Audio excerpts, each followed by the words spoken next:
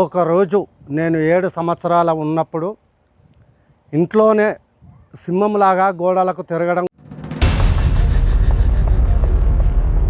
ఇక్కడ 18 బౌలర్ వేసినాము. 18 bowler fail అయినాయి. 4 బావిలు తవ్వినాము. 4 బావిలు కూడా ఫెయిల్ అయినాయి. దాదాపు 1.5 కోటి బావి తవ్వుతుంటే సింహం అరుపులు రావడం జరిగింది. 2 సంవత్సరాల తర్వాత నువ్వు ఒక్కడివే ఒంటరిగా రా అని చెప్పిస్తే అక్కడ పొలం పక్కన ఆ పుట్టలో లక్ష్మీనారసింహ స్వామి విగ్రహము, ఒక పాము, 2 మట్టి కంచులు దీపాంతాలు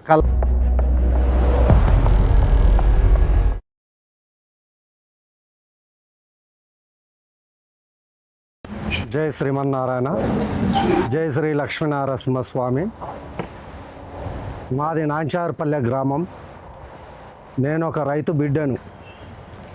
స్వామివారు మా ఇంటి ఇలవేల్పు యాదగిరి లక్ష్మీనారసింహ స్వామి. మా తాతల నుండి అక్కడికి వెళ్ళేవారట.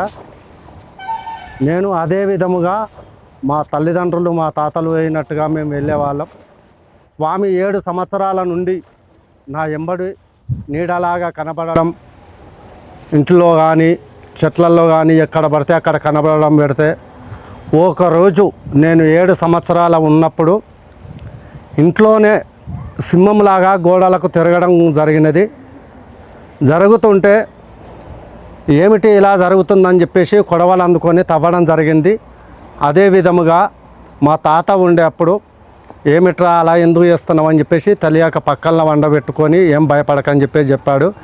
మా తల్లిదండ్రులు కూడా ఇతనికి ఏమైందో అని చెప్పేసి ఎంతోమంది వద్దకు తీసుకెళ్లారు.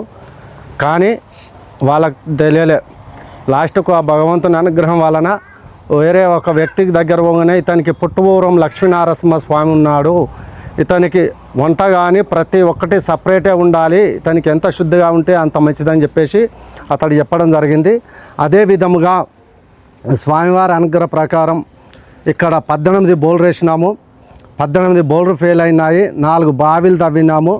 4 బావిలు కూడా ఫెయిల్ అయినాయి. దాదాపు 1.5 కోటి లాస్ వరకు అయింది.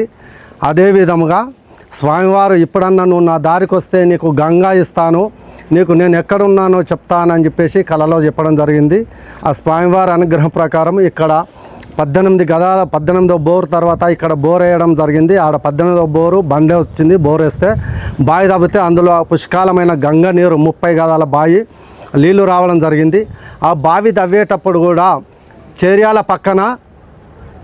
పక్కన కట్క ఊరు ఒడ్డాయనే బావి తవ్వుతుంటే సింహం అరుపులు రావడం జరిగింది. అతడు భయపడి పైకి వచ్చాడు. నీకు ఏమి కాదు, నేనున్నాను, నువ్వేం భయపడకు అని చెప్పేసి చెప్పడం జరిగింది. బావి తవ్వడం జరిగింది.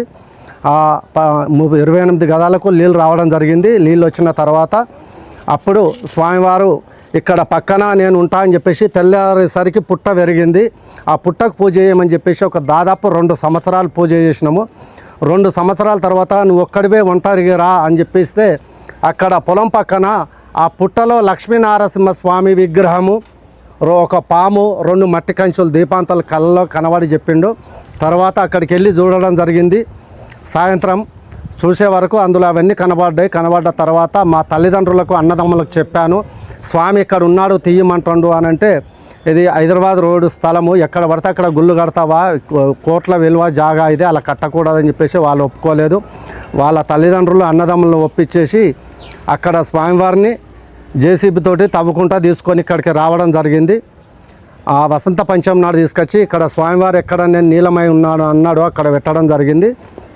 పెట్టిన తర్వాత మిట్టపల్లి నుంచి ఒక భక్తుడు వచ్చాడు. అతనికి కళ్యాణం అయితే లేదని రావడం జరిగింది. కళ్యాణం అయితే లేదంటే నేనేం చేయాలయా అని అంటే, స్వామి నాకు కళ్యాణం అయితే లేదు, ఏదైనా ఒక సమస్య చెప్పండి అని అంటే, నేను జపం చేసుకుంటా పూజ చేసుకుంటుంటే అతను కళ్యాణం చేసుకొని వస్తావని చెప్పు అని అంటే అతడు నమ్మలేదు మొదటిసారి.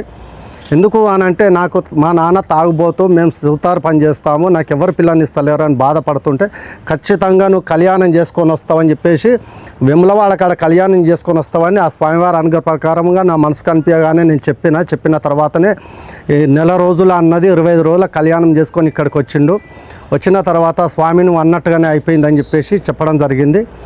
అక్కడ నుంచి స్వామివారు నాకు ఇచ్చిన ఆజ్ఞ ఏంటంటే, ఏ భక్తుడు ఎలాంటి ఆపదలో బాధలో ఉన్నా ఏది ఆశించకుండా వారికి నీకు కనబడేంత శక్తి ఇస్తాను, శనివారం నాడు వారికి ఎలాంటిది ఉన్నా చెప్పు, నీకు నేను కాపాడుకుంటాను, నీకు నేను ఉన్నానని స్వామివారు ఆజ్ఞ ఇవ్వడం జరిగింది. అందుకనే ప్రతి శనివారం నాడు ఎలాంటి ఆపదలో ఉన్నా బాధలో ఉన్నా చెప్పడం జరుగుతుంది.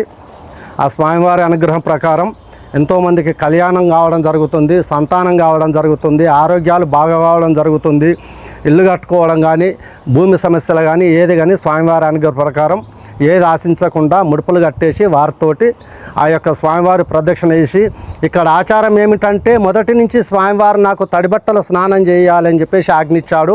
ఎందుకంటే గంగా అతరు ఆ స్వామివారే ఇచ్చారు కాబట్టి ఆ గంగా స్నానం చేసి తడిబట్టతోటి వడివడిగా ప్రదక్షిణ చేసి ముడుపు కడితే ఆ కోరికలు నెరవేరే అవకాశం ఇచ్చిండు కాబట్టి అదే విధముగా నెరవేరుతున్నాయి.